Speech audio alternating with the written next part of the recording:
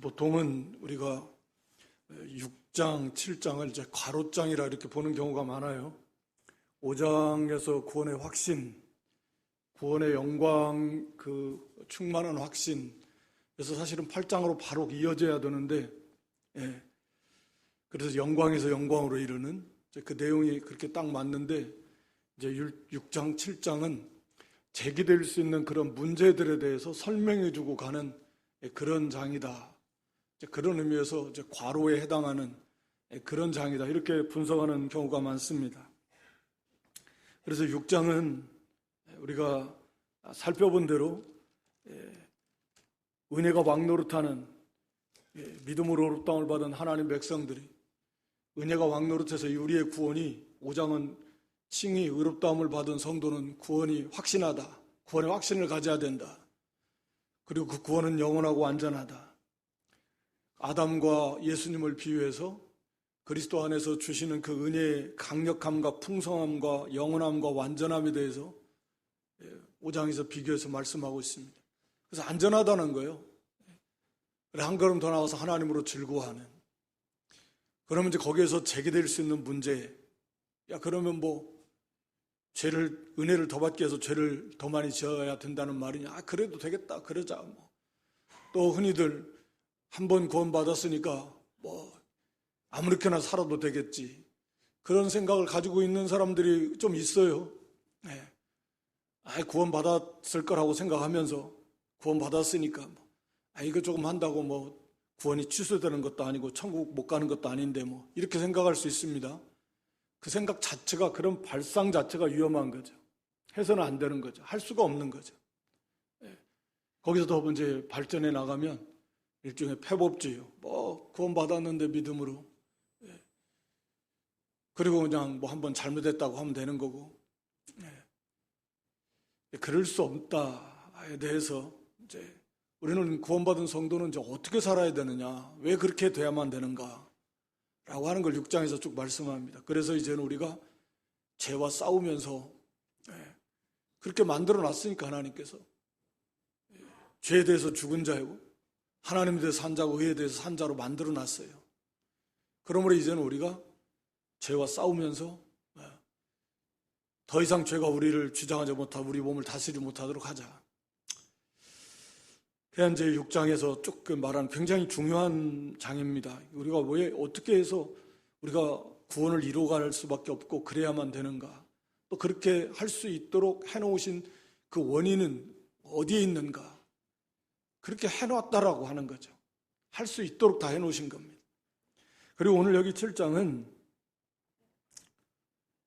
이제 율법 말씀드린 대로, 그러면 유대인들의 입장에서 율법 뭐냐? 그럼 우리가 유대인들은 율법을 받은 걸 대단히 자랑스럽게 여기있습니다. 뒤에 가서도 나오겠지만 하나님의 말씀을 직접 받은 민족이 유대인만 말고 어디 있습니까? 하나님께서 세세한 법을 이렇게 주신 그 나라가 유대인 말고 어디 있냐고요. 이 율법이라고 하는 건 그냥 율법은 그냥 법을 말합니다. 하나님의 법. 그러니까 우리가 율법도 사실 다 영어 성경으로 로로 이렇게 다 번역을 했지만, 그러니까 하나님의 법이에요, 법. 그냥 법인데, 그러면 유대인들의 입장에서는 이건 그 율법을 대단히 귀하게 생각하고 자랑스럽게 여기고 그걸 자랑하고 그걸 의지하면서 살아왔는데 마치 율법은 아무것도 아닌 것처럼 여기기 쉽다 그 말입니다. 그래서 그 율법의 문제 17장에서 다루고 있고, 그 다음에 이제 이 구원받은 성도는 그러면 유대인 입장에서도 마찬가지. 율법과 유대인들의 관계는 어떻게 된 거냐 그러면, 율법은 뭐냐 그러면, 이런 문제에 대해서 답을 주고 있는 거죠.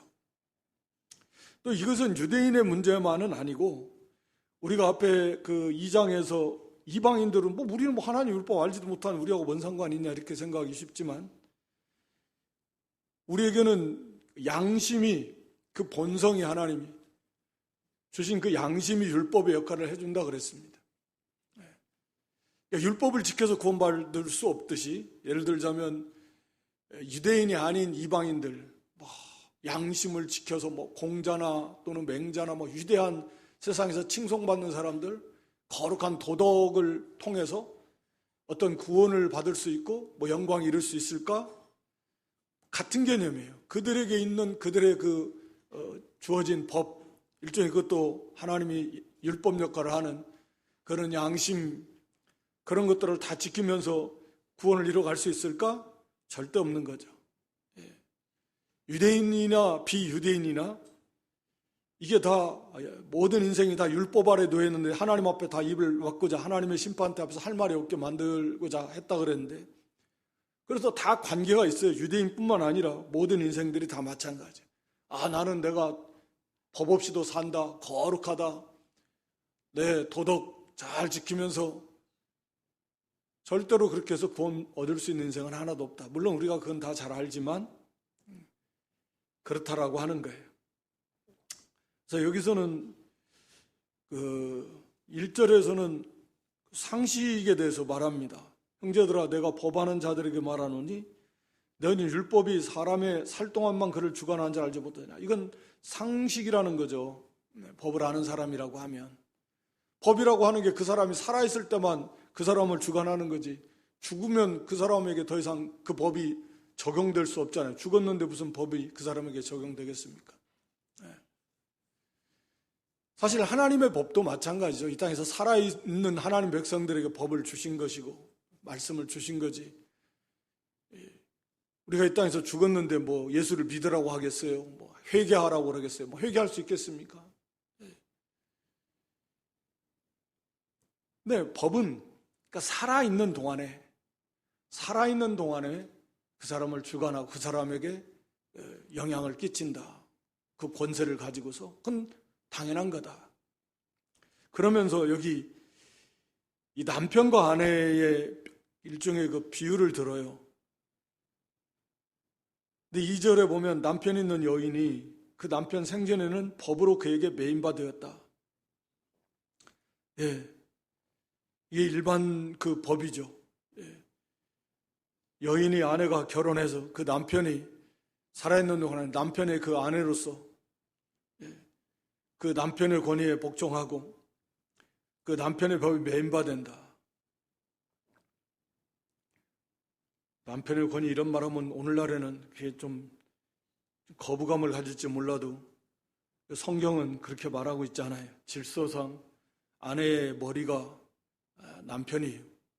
인권은 동등하고 하나님 앞에서 믿음도 훨씬 부인이 좋은 경우도 많이 있겠지만 땅에 세운 질서는 그렇지 않다.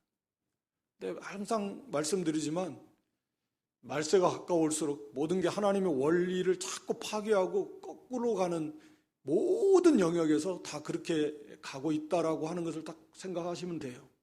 모든 영역에서 점점 그렇게 더 심화가 될 거다라고 하는 것입니다. 그러니까 자연스럽게 여기는 무슨 캐캐먹는 남존여비 사상이냐 무슨 이렇게 그런 게 아니고 하나님이 세운 질서를 무너뜨리고 그것을 거부하고, 그게 뭐냐면 세상이에요. 난 절대 남편을 아내의 머리로 인정할 수 없어. 인정 안 해도 되지만 그건 하나님의 그 뜻이고 하나님의 말씀이고 명령이. 그러니까 벌써 그런 사상들이 그러니까 갈수록 그렇게 흘러가게 돼 있습니다. 그래서 고통을 당해요.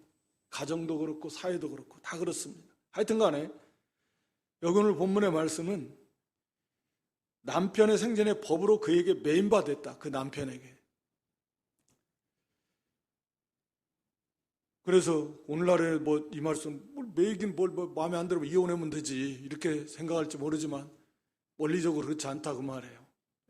하나님 세우신 법은. 그런데 만약 그 남편이 죽으면 자연스럽게 남편의 법에서 벗어났다, 자유하게 됐다. 이걸 비유를 들어서 말씀합니다. 그래서 3절에 그러므로 만일 그 남편 생전에 다른 남자에 가면 그건 음부요, 죄지만 남편이 죽으면 그 법에서 자유하게 되나니 다른 남자에게 갈지라도 음부가 되지 아니하느니라. 이건 법으로 상식이고 그건 다 인정한다.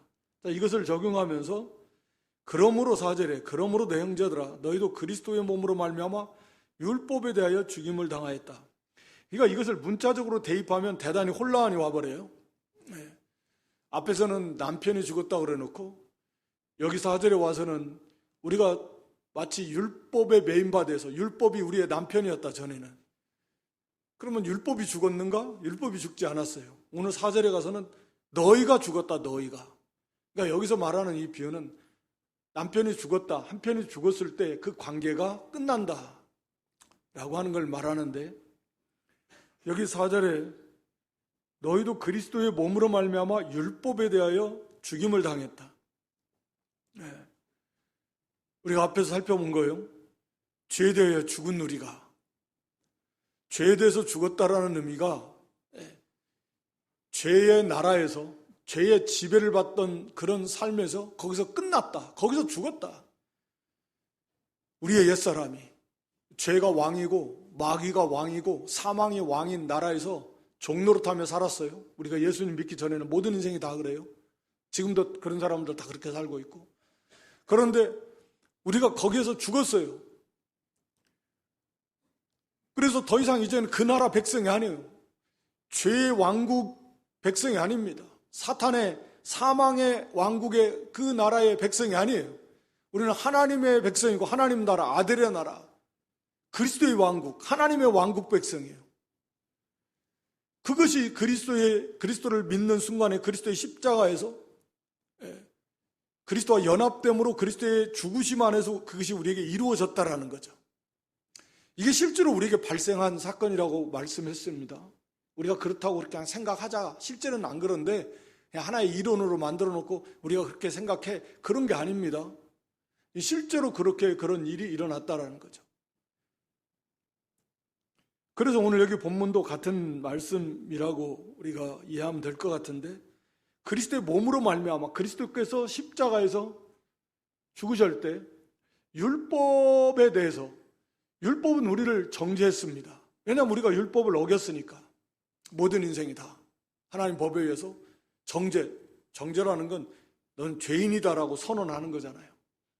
당신은 죄인이다. 너는 죄인이야. 그러면 죄인이면 뭐예요? 이제는 죽어야 돼요.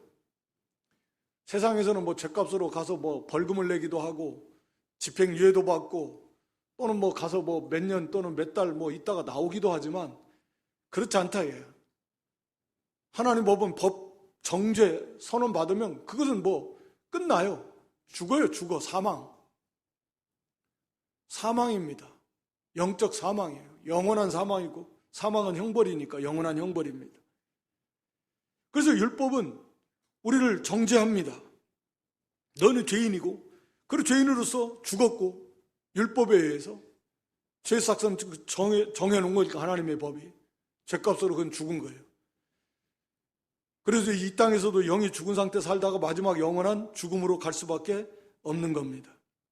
그러나 예수님께서 대신 그 율법의 요구를 다 이루어 드렸어요.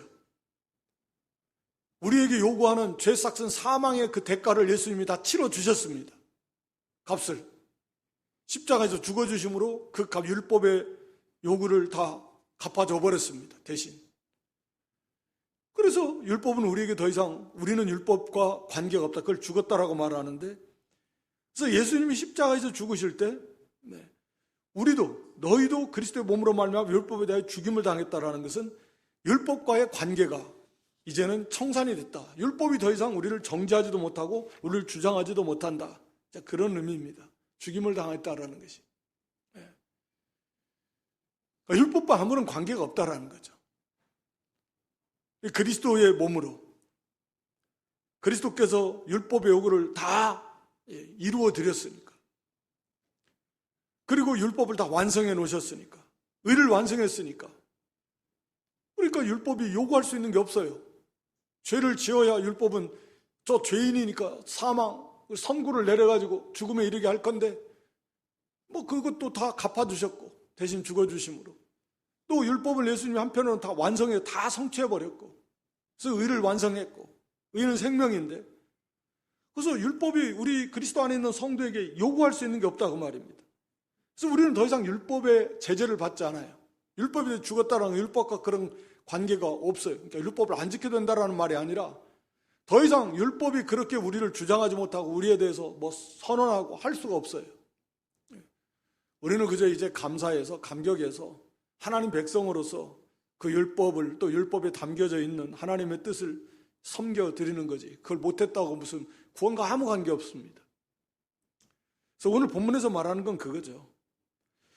그래서 너희도 율법에 대해서는 자유한 자가 되었다. 그러면서 이제는 4절 하반절에 보면 이는 다른 이곳 죽은 자 가운데서 살아나시니 예수 그리스도죠. 그분께 가서 우리로 하나님을 위하여 열매를 맺히게 하려 함이니라. 예.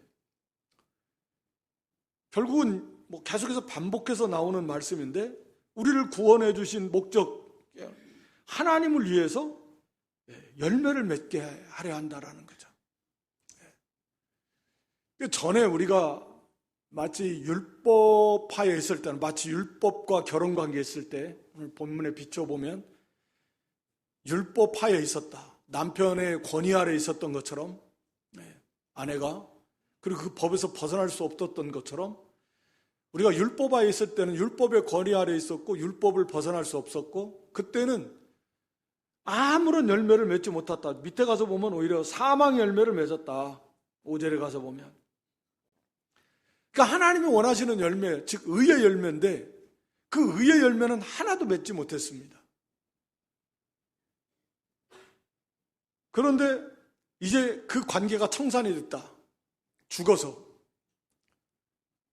남편이 그 남편의 법에 자유하듯이 우리가 그 결혼 관계 속에서 죽었어 한 사람이. 더 이상 그 관계가 끝난 거죠. 우리가 육신적으로도 사실은 뭐 그리스도 안에서 우리가 부부의 관계를 이 땅에서 사는 동안에 가지고 있지만 죽으면 끝나는 거죠 뭐. 부부의 관계라는 게 이 땅에서만 가지고 있는 거지. 하나님 나라 가서도 뭐 부부겠습니까? 영원한 형제고 자녀이지. 그러니까 여기에서도 율법과의 그런 관계는 끝났고 그러나 율법 아래 있을 때는 원하는 비유해서 말하자면 자녀를 낳아야 되는데 참된 의로운 열매 하나도 맺히지 못했다. 그런 의미인데 이제 그리스도와 결혼했다 그 말입니다. 이제는 율법 아래 있었던 율법과 결혼했던 우리가 이제는 그게 끝나고 우리가 죽어서 율법에 대해 죽었고 이제는 다시 새 생명을 받아서 죽은 자 가운데 살아나신 예수님, 우리도 죽은 자 가운데 살아났는데 그래서 그 예수님께로 가요. 마치 시집을 가듯이 간다라는 의미가 그런 의미인데 가요. 결혼을 합니다. 그래서 우리가 에베소 5장에도 그리스도와 교회 이 공동체적으로 그리스도의 신부가 교회지만 한 사람 한 사람도 그 그리스도의 교회의 지체이기 때문에 다 해당이 되는 거죠. 남편과 아내와의 관계라는 것은 우리가 세상적 개념의 남편과 아내의 그런 남녀의 개념이 아니고 이 부부의 개념은 연합의 개념이잖아요. 둘이 한 몸이 되라 그랬잖아요. 우리 창세기 2장에서 남편과 아내는 하나예요. 한 몸. 그래서 이제 우리가 에베소 5장에서도 그 그리스도와 교회의 신비에 대해서 말하는데 그러니까 남편과 아내, 이스라엘과 하나님의 관계도 남편과 아내라고 하면은 여자 성도들 같은 경우는 그게 익숙해요. 이 땅에서 남편, 왼수가 됐든 어쨌든 남편이 있다가 그러니까 하는데 남자 성도 같은 경우는 우리가 신부야? 우리가 신부? 이게 너무나 생소해서 어떻게 신부야? 신부라니. 근데 그런 개념이 아니라 그 말이죠.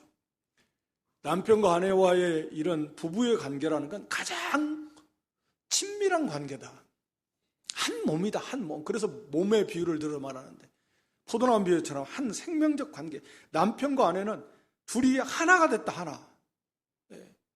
한 몸을 이룬다, 한 몸. 신비하잖아요. 한 몸. 의과학으로도 그걸 알 수 있겠습니까? 오늘날에도 결혼해서 남편과 아내가 한 몸을 이루는 그 신비를 다 밝혀낼 수 있겠냐고요. 어림도 없죠.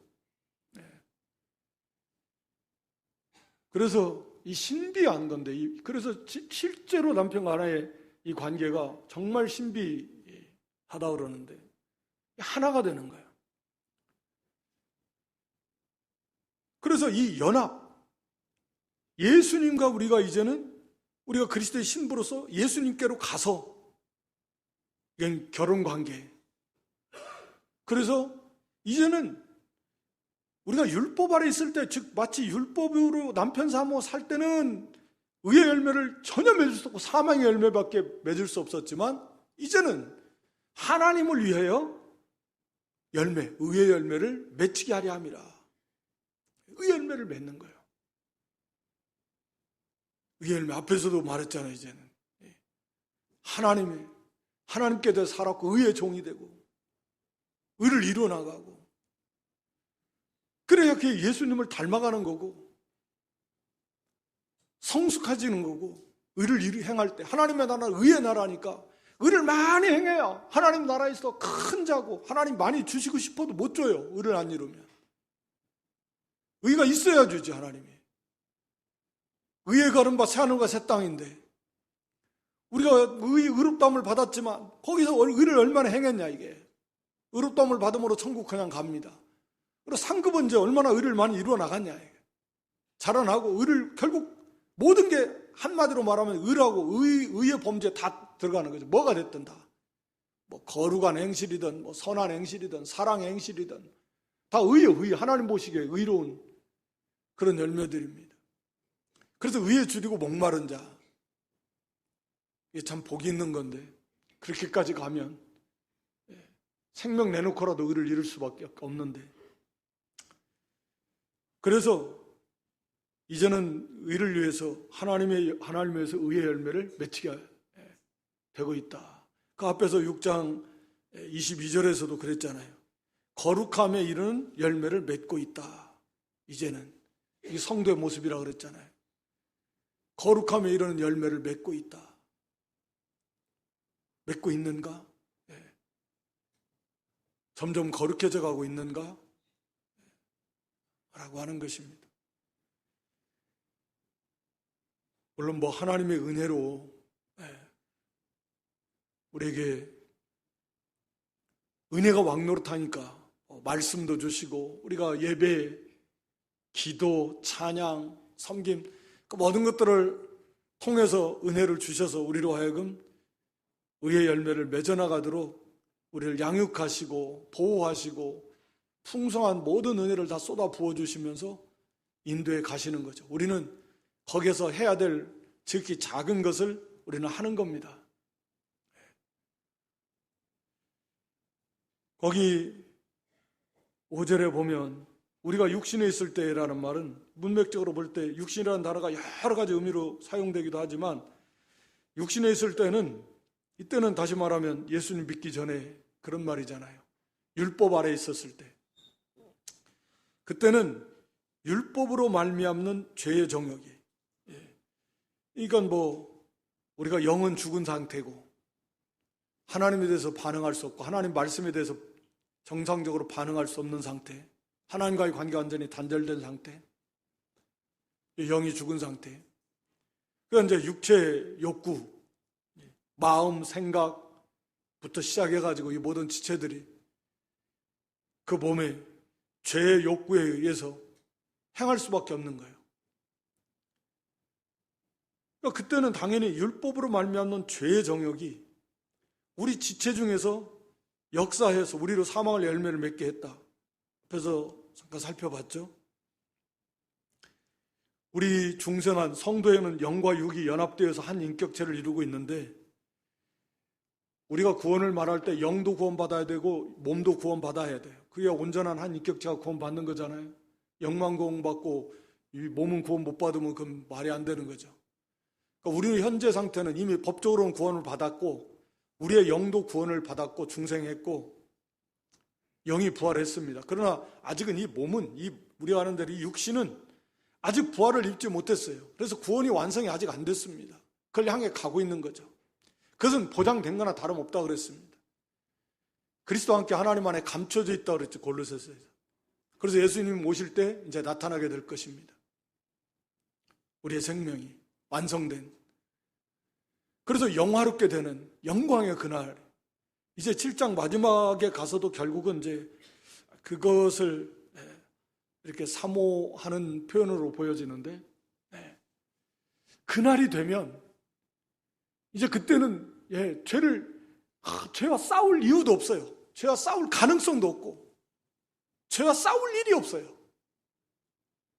죄 지을 가능성도 없고 막 그렇게 힘들게 막 죄를 이기려고 할 것도 없어요. 완전한 거룩한 영화로운 상태가 되어서 막 주님과 하나 일체가 되어가지고 그 말씀에 막 그 천사들이 완벽하게 즉각적으로 그렇게 순종하는 것처럼 뭐 그렇게 영원토록 그렇게 될 것입니다. 뭐 갈등할 필요도 없고 불가능해요. 그러나 우리가 이 땅에 있는 동안에는 앞에서 6장에서 나온 대로 이 몸은 죄의 몸이고 결국은 죽을 몸이다. 그래서 우리가 비록 영으로 구원을 받아서 이 영은 중생에서 새 생명을 가지고 있지만, 그리고 이 육신의 죄의 몸도 무기력하게 해서 전에처럼 강력하게 죄가 주장하지 못하도록 그렇게 했다 그랬습니다.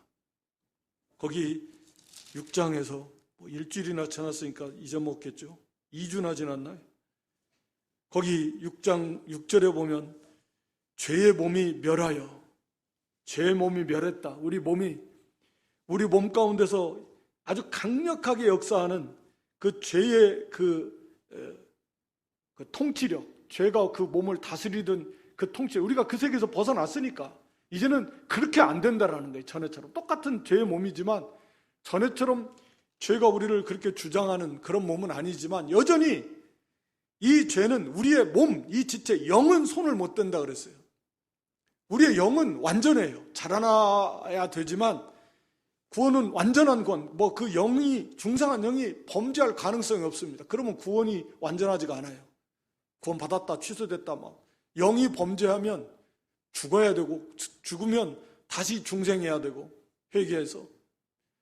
이런 말도 안 되는 우스꽝스러운 일이 일어나게 되는 거예요. 그럴 수 없는 거죠.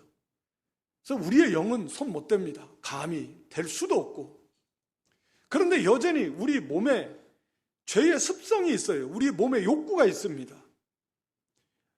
사탄은 우리 몸의 그 지체의 욕구를 이용해서 자꾸 죄를 짓도록 하는 거예요. 그래서 6장에서도 너희 지체를 죄에게 드리지 말고 의에게 드려라, 의에게. 이제는 그렇게 할 수 있으니까. 전에는 그게 안 됐지만 그렇게 할 수 있도록 하나님이 해놓으셨으니까. 그게 이제 우리 성도의 싸움이다라는 거예요. 그래서 죄는 자꾸 전에 우리가 육신에 있을 때에는, 오늘 5절의 말씀이 그걸 자세하게 설명하는 거죠. 즉 구원받기 전에 영이 중생하지 못할 때는 그 율법의 그 육신의 지배를 받고 있는 때인데 육체의 욕심대로만 사는 인생이에요. 영이 죽어 있으니까. 영적인 하나님의 선한 생명의 역사가 없으니까 그런 선한 욕구가 있을 수도 없고, 그러니까 육체의 욕심대로 살아요. 우리 에베소 2장에도 보면 그때는 우리도 다 본질상 진노의 자식으로서 육체의 정욕을 따라 행하는 사람이에요. 그 육체라고 하는 것은, 그 육체의 지체는 마음, 생각까지 다 포함이 되는 거죠. 그래서 여기 5절에 하나님의 율법이 정말 선한데, 거기 12절에 말하는데 우리가 잘 알죠. 하나님 율법이 얼마나 거룩하고 선합니까?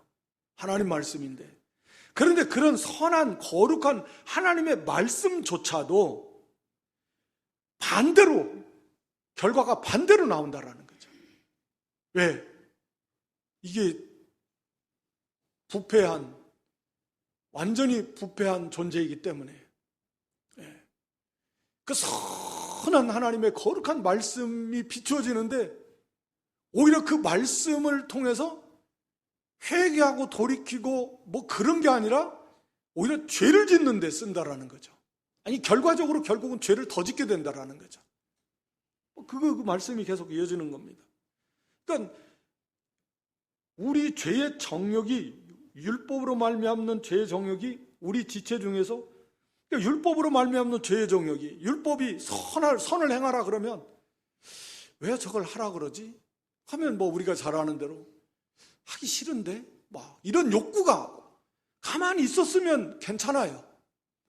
차라리 율법이 없었으면 그런 말씀을 안 주셨으면 그런 죄성은 있었지만 구태여 그걸 막 거스려서 하지는 않을 건데 율법이 딱 와가지고 저거 하지 마.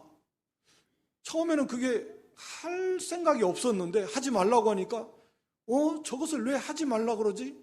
그럼 속에서 하고 싶어하는 그 욕구가 일어나는 거죠. 원래 그 바탕 자체가 그런 바탕이에요. 그것을 드러나게 너의 그 바탕이 네가 얼마나 죄인이고 죄가 얼마나 흉악하고 끔찍한가를 율법을 통해서 낱낱이 사실은 이제 깨우쳐주는 역할을 하는 거죠. 거기 13절의 결론이 그건데 오늘 본문은. 그래서 죄가 죄로 드러나고 이게 없으면 자기가 괜찮은 사람인 줄 안다니까요. 괜찮은 사람이잖아요. 율법이 사도 바울이 그랬어요. 우리 빌립보 3장에서 보면 자기도 율법의 의로는 흠이 없는 사람이었다. 한때는 그렇게 생각했습니다. 나 율법의 의로는 흠이 없는 사람이야. 정말 자기는 의로운 사람인 줄 알았고 괜찮은 사람인 줄 알았어요. 율법을 다 지키는 줄 알았어요.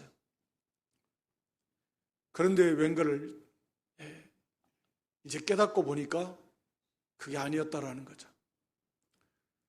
이제 그게 이제 율법의 역할인데, 그래서 이 선한 율법조차도 결국은 죄를 짓게 만들어버려요. 율법이 죄를 지으려고 하는 게 아니라 결국은 그 사람 자체가 타락한 인간이어서 결국은 이 죄가 얼마나 자기가 타락한 죄인인가 하는 것을 드러나게 한다라는 거죠. 그래서 이제는 과거에는 우리가 그랬다. 거기 8절에도 그런 말씀이었죠. 그러나 죄가 기회를 타서 계명으로 말미암아 내 속에서 각양 탐심을 이루었나니 이는 법이 없으면 죄가 죽은 것임이니라. 그러니까 죄가 기회를 타요. 선한 하나님의 말씀을 받았는데 그 기회를 죄를 짓는 기회로 만들어버려요. 그러니까 죄라고 하는 게 얼마나 이 말 그대로 사악한지, 기회를 얼마나 잘 포착하는지, 우리도 거기에 얼마나 자주 넘어지는지, 구원을 받은 성도임에도 불구하고 아주 기회를 잘 포착합니다. 그래서 조금만 잘 나가는 것 같으면 막 이렇게 교만해가지고 넘어지게 하며, 조금만 좀 힘든 것 같으면 원망 불평하고 낙심해가지고 또 넘어지게 만들고, 기회를 잘 틈을 타요. 조금만 뭐 하면 그거 가지고 다 틈을 타가지고 막 서운한 마음을 넣어주고 막 의심을 넣어주고 원망 불평하는 마음을 넣어주고 막, 물론 뭐 물건을 볼 때 욕심이 쑥 들어오고 뭐 그 기회를 얼마나 잘 타는지. 하나님의 말씀을 가지고도 우상을 섬기지 말라 하니까 왜 우상을 섬기지 말라고 그러지? 섬기면 뭐가 있는데 왜 자꾸 섬기지 말라고 그럴까? 그런. 그러니까 하나님의 그 선한 말씀조차도 이 타락한 인간은 죄는 그 죄를 짓는 기회로 만들어버린다. 그래서요, 이 오늘날의 시대에도 아무리 교육을 가지고서 그런 말을 하던데, 아이들에게 일찍 성교육을 시켜야 된다. 이게 목적은 좋아요. 그런데 문제는 이 중생하지 못한 인생들이, 그 타락한 인생들이 아무리 갖다 성교육을 하면 그거를 통해서 오히려 성에 대한 아주 악한 그런 죄가 틈을 타가지고 그런 죄를 저지르는, 그건 너무나 분명한 사실이고, 그러니까 모든 분야가 다 그래요. 그러니까 인간 자체가 타락한 인생이기 때문에 어떠한 하나님 말씀 율법을 가지고도 죄를 짓는 기회로 사용한다니까요. 그런데 아무리 무슨 목적은 좋은데 결과는 더 안 좋게 나와요. 그게 없었으면 몰랐을 판인데 그걸 교육한답시고 막 해놓아 버리면 이게 이제 더 그로 인해서 그런 죄를 더 많이 짓게 된다는. 그게 기본 원리이고 진리이고 그것을 분별할 줄 알아야 돼. 그걸 뭐 교육한다고 나쁘다고 할 수는 없죠. 그런데 그게 더 안 좋아질 거다. 그건 우리는 알고 있어야 돼요. 왜? 중생하지 못했으니까. 인간이 전적으로 타락한 인간은 하나님의 율법의 말씀을 주는데도 죄는 그걸 기회를 통해서 그 율법을 통해서 하나님 말씀을 통해서 반대로 죄를 짓도록 역사하는 게 이 역사인데 우리가 육신에 있을 때는 그랬잖아요. 즉 예수 믿기 전에는 구원받기 전에 중생하기 전에는 다 그랬다라는. 그러니까 마찬가지예요. 지금 세상에. 그런 거 가지고는 안 돼. 그러니까 해결은 중생하는 거 외에는 없어요. 구원받고 중생하고도 그게 쉽지가 않은데 중생에서 빛이 비추어서 새 생명을 받아서 그래야 사람이 변화되고 당연히 선과 의와 거룩을 이루어 나갈 수 있습니다. 그렇지 않으면 안 된다라는. 안 돼요. 그래서 이 하나님의 말씀 가지고도 죄를 짓도록 역사하는 거예요. 그러면 거기 이제 뭐 오늘 제목이 6절인데 그러나 이제는 우리가 과거에 다 그랬지만 이제는 우리를 얽매였던 그 율법에 대해서 죽었다. 관계가 율법에 대해서 자유했어. 그러니까 이제는 그렇게 섬기지 말고 율법처럼 율법으로 하나님 섬기려고 하지 말고 영의 새로운 것으로 섬기자. 이 바른 성경은 성령으로 번역했는데 뭐 영으로도 되고 성령으로도 되는데 하여튼 성령의 영의 새로운 것으로 섬기자. 우리가 아는 대로 당연히 우리가 중생한 새 생명을 가진 성도다면 이제 성령의 인도를 따라서 말씀의 인도를 따라서 새 생명의 하나님을 섬겨야 되는 것이죠.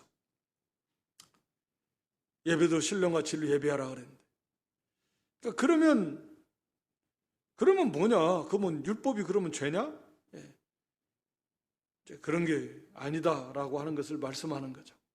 율법이 거룩하지만 우리가 이렇게 타락한 인생이기 때문에 그 율법으로 인해서 오히려 죄를 짓고 만다. 그래서 결국 율법은 우리의 죄됨, 죄의 죄됨, 우리가 얼마나 타락한 인생인가 하는 것을 알게 한다라고 하는 거죠. 근데 문제는 거기 9절에 보면 전에 법을 깨닫지 못할 때에는 내가 살았더니 계명 이름의 죄는 살아나 나는 죽었다. 이런 표현인데요. 이런 것들이 사실은 좀 어렵습니다. 그러니까 말씀드린 대로 사도 바울이 자기도 전에는 율법에 의로는 흠이 없는 자다. 율법을 몰랐던 것이 아니잖아요. 유대인들이 뭐 율법을 모릅니까? 달달달달 외고. 그런데 왜 율법이 죄의 죄됨을 알게 하고 사도 바울은 이 율법을 통해서 거기 8절에 법이 탐심 7절 하반절에 율법을 통해서 탐심을 알았다. 그런데 왜 전에는 몰랐을까요? 계명을 깨닫기 전에는 거기 9절에 전에 법을 깨닫지 못할 때에는 내가 살았다. 즉 자기가 다 지켜서 의를 이루어 가는 줄 알았어요. 그런데 계명을 깨닫고 보니까 계명의 이름에 이 말은 앞에서는 깨닫지 못할 때 그러니까 계명을 깨닫는다라는 말이죠. 그러니까 결국 이건 뭐냐면 빛이 비추는 거예요. 빛이 비추어서 그 율법이 깨달아지는 거예요. 그러니까 전에는 율법을 알고는 있었지만 지식적으로 그래서 그게 문자적으로 형식적으로 외식적으로 외형적으로 그걸 적용을 해서 그것을 지키면 그게 단줄 다 지키는 걸로 알았지만 이게 비추어 율법을 깨달으면서 보니까 내가 이게 죄인이구나.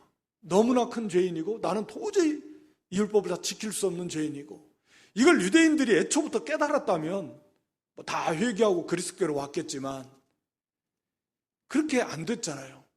대부분의 유대인들은 껍데기 형식적으로만 지키면서 자기들은 율법으로 행함으로 구원받는다. 그런데 오늘 본문에는 율법을 깨달으니까 이겐 죄인이다. 오늘 13절에서 율법의 목적 중에 하나 우리가 잘 아는 대로 죄를 죄로 드러나게 하려고. 왜 그들은 그걸 모르는가? 결국은 이게 빛이 안 비치니까 몰라요. 모릅니다. 결국은 그것도 빛이 비추어야, 심령에 빛이 비추어서 하나님께서 은혜를 주실 때 거기서 이게 이거구나. 내가 죄인이구나. 지킬 수 없구나. 전에는 자기가 의로운 줄 알았지만 사도 바울도 아니구나. 빛이 임했다라는 증거죠. 결국은 그래서 이게 이제 구원의 복음의 빛이 비추고 하나님이 영적인 빛을 비추면서 깨닫게 되는 거예요. 회개하고 구원에 이르게 되는 거죠. 율법의 참된 의미를 모르는 것이. 그러니까 그전에는 율법을 다 알면서도 지식적으로 참된 의미를 모르는 거, 어두워져 있으니까. 그래서 오히려 그 율법을 통해서도 죄를 지게 만드는 거예요. 육신에 있을 때 구원받지 못했으니까. 구원받지 못한 사람, 영이 중생하지 못한 사람에게 아무리 율법 더 갖다 줘도 안 돼요. 그 어떤 것도 안 됩니다. 구원받은 영이 중생하는 것 외에는 법이 없다. 방법이 없다. 오늘 여기 이 본문의 내용은 우리에게 중요한 것은 우리가 이제는 그리스도께로 가서 그리스도와 연합된 그리스도의 신부로서 이제 하나님을 위해서 하나님 원하시는 의의 열매를 맺어야 된다. 전에는 율법화에 있어서는 사망의 열매밖에 못 맞았어요. 죄밖에 안 지었지만 이제는 우리가 의의 열매를 맺어요. 그래서 말씀과 성령의 은혜 속에서 기도, 우리의 모든 예배, 모든 섬김의 삶 속에서 하나님의 영광을 위해서 하나님 기뻐하시는 의를 이루어 나가는 그런 열매들을 맺히고 있는가? 완전하지는 물론 않습니다. 치열한 싸움이 계속되는 거고 이겼다 졌다 엎치락뒤치락 계속하지만 그 속에서도 어찌됐든 의의 열매를 맺혀가고 있는가? 그것이 중요합니다. 그것이 하나도 없다면 그건 정말 불행하고 두려운 일일 것입니다. 그래서 이 또 한 가지는 죄가 지금도 여전히 기회를 타서 우리 몸, 죽을 몸을 6장에서 나오는데 우리 지금 이 죽을 몸, 죄의 몸은 이 몸의 역사에서 우리로 하여금 우리를 주장하려고 하는, 실제 주장은 못하는데 자꾸 죄를 짓도록 우리 몸에 역사하려는. 그래서 이것을 잘 다스려서 우리 지체를, 우리의 마음과 생각을, 우리의 눈, 귀, 입, 말, 손, 발, 우리가 이거 잘 다스려야 돼요. 그래서 의의 병기로 죄를 짓는 데 사용하지 말고 의를 이루는 도구로 써야 된다라고. 그렇게 하도록 그렇게 할 수 있도록 하나님 만들어 놓으셨어요. 새 생명을 주셨어요. 그것이 능력이 우리와 함께해요. 말씀을 주셨어요. 우리 하나님 앞에 나가서 기도할 수 있어요. 부족하고 힘들고 연약하면 하나님의 도움을 구할 수 있고 또 하나님 도와주셔요. 이 모든 일을 행할 수 있도록 하나님 다 해놓으셨고 또 해주고 계십니다. 우리가 할 수 있는 거 하면 돼요. 좀 힘을 써서 세상 일 하듯이 그렇게 좀 열심을 내서 계획을 세우고 시간표를 짜서 내가 어떻게 일을 이루어 나갈까 하잖아요. 살만 빼려고 해도 식단을 내가 무엇을 먹어야 되고 무엇은 먹지 말아야 되고 얼만큼 먹어야 되고 운동을 어느 정도 해야 되고 다 해가지고 살 좀 빼려고 하는 것도 그게 쉽게 되는 게 아닌데 하물며 의를 이루어 나가려면 그 이상 해야죠. 우리가 어떻게 해서 기도를 해야 되는데 새벽 기도 하려면 내가 몇 시에 일어나야 되는데 몇 시에 일어나면 몇 시에 자야 되는데 몇 시간은 자야 되고 몇 시간 자려면 몇 시부터 자야 되고 그러려면은 일을 언제까지 끝마쳐야 되고 다 계획을 세우고 성경은 하루에 얼마씩 읽어야 되는데 읽으려면 시간이 어느 정도 걸리면 어떤 시간을 내서 할까? 그럼 이런 믿는 일에 좀 적극적으로 하나하나 계획을 세워서 되는 대로 하지 말고 왜 세상 일은 되는 대로 절대 안 하잖아요. 그 6장 19절에 말하잖아요. 그래서 우리도 좀 적극적으로 믿는 일에 열심을 내서 육신의 일과는 비교도 할 수 없을 만큼 중요한 일인데 그렇게 좀 시간표도 좀 세우고 좀 계획도 하고 좀 절제도 하고 기도하면서 부르짖으면서 그렇게 일을 이루어 나갈 그런 저와 여러분 될 수 있기를 주님의 이름으로 축원합니다.